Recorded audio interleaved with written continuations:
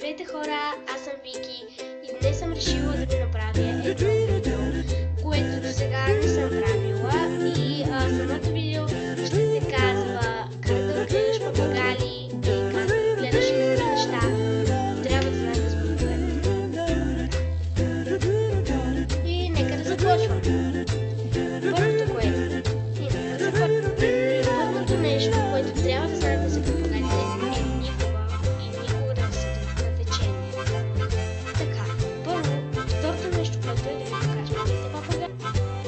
Това са моите папагали, синичкия е Коко и е момиче,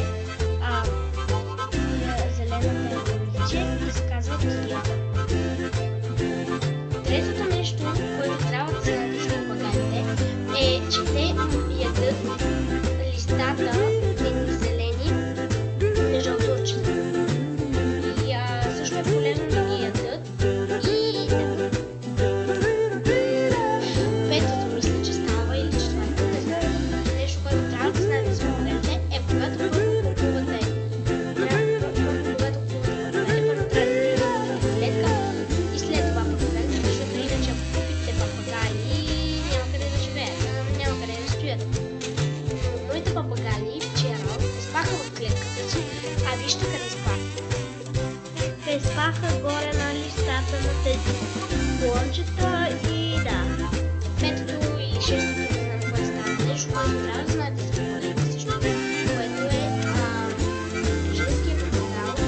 Ако взимате между моите съборничести папагали, ако взимате папагали, трябва да вземете това, защото моя също се тя 2-3-4 седмици много сам.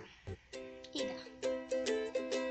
Това видео го правя по идеята на моята най-добра приятелка Ема.